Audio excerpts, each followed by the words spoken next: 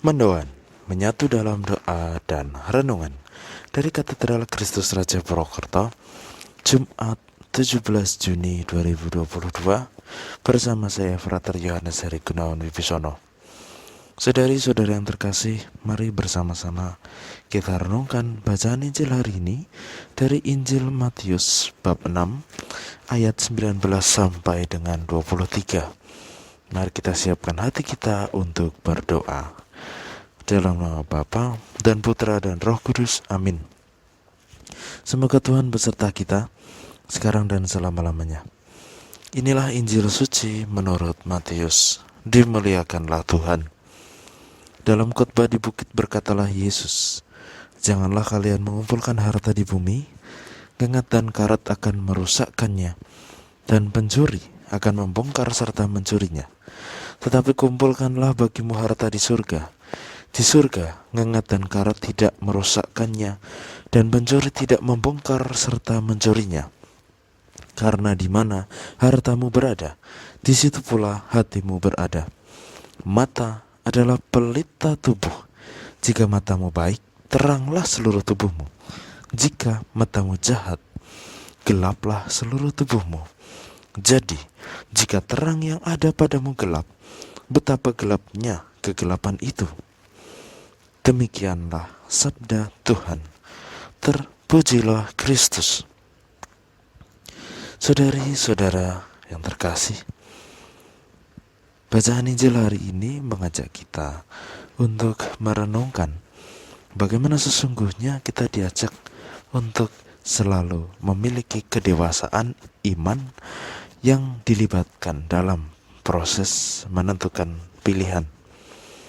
Kita diajak untuk memahami sungguh bahwa apa yang kita lakukan, apa yang kita pilih bukan hanya semata-mata mengikuti keinginan atau kehendak kita secara pribadi saja. Tetapi kita diajak untuk sungguh mampu memahami bahwa setiap tindakan pilihan yang kita ambil, yang kita miliki, semuanya harus berlandaskan apa yang menjadi kehendak Bapa dalam hidup kita. Maka dari itu, ungkapan di awal yang Yesus katakan, "Janganlah kalian mengumpulkan harta di bumi, ngengat dan karat akan merusakkannya. Kumpulkanlah bagimu harta di surga." Sesungguhnya, harta duniawi sekalipun berguna, bukanlah menjadi tujuan yang utama dalam proses hidup kita saat ini. Kita diajak untuk lebih mampu bersikap secara dewasa, lebih mampu menentukan mana yang berguna, baik berguna bagi diri kita, tetapi juga seturut dengan kehendak Bapa. Maka mari saudari-saudara yang terkasih, kita senantiasa terbuka akan sapaan Bapa dalam hidup kita, sehingga kita mampu terus-menerus mengolah diri kita semakin dewasa, semakin bijaksana di dalam memutuskan setiap pilihan, setiap tindakan yang akan kita lakukan, sehingga nantinya setiap tindakan yang kita miliki sesuai dengan kehendak Bapa sendiri. Marilah kita berdoa. Allah Bapa yang penuh kasih, pada hari ini Engkau mengingatkan kami akan tindakan pilihan yang semestinya kami buat, bukan yang sesuai dengan kehendak kami sendiri.